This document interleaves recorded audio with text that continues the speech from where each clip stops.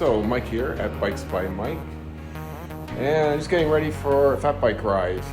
It's fairly early in the morning, sun's just coming out, and I'm going to get out early because the temperature's going to go up to above zero around 10 or 11, so I gotta get out there, get a couple hours of riding in before the snow starts melting. Not ideal conditions, maybe a bit too mild, but it's been a horrible winter. We're midway through winter, and I've only been out on a fat bike twice. Get my helmet, get my glasses, load up the car, and then I'm off. So we'll see what it's like. I'm gonna head to the HAFTA trails, and if I'm lucky, they will have groomed them. So I'm gonna drive out, see what they're like. See you in a while. So I'm back on my ride, and as you can see, I'm not wearing my cycling clothes. A bit of a mishap today. So finished my ride, realized that I lost my phone and my wallet somewhere. Backtrack for part of the ride, couldn't find it. Drove back home for an hour, searched for my iPhone from my Mac computer, and it was showing almost at the parking lot. So either at the parking lot or just slightly into the trail. So drove all the way back. Long story short, find my iPhone works well.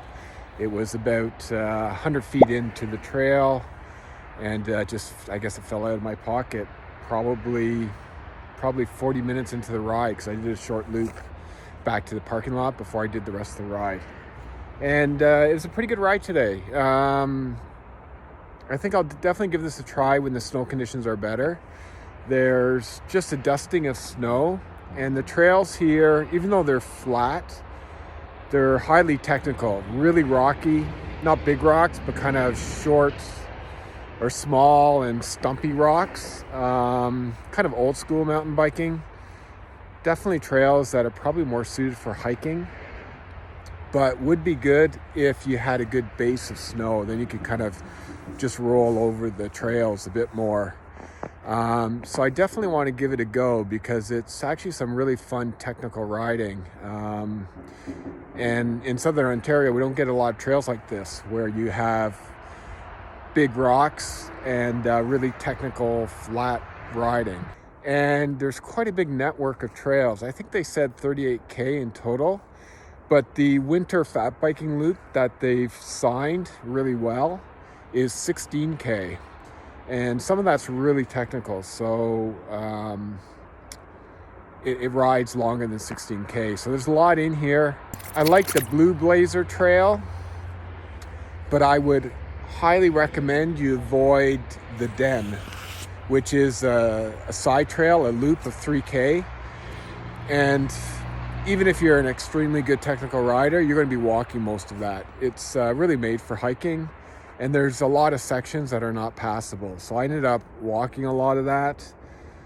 And with the melting snow and leaves and dirt, my cleats constantly got buggered up.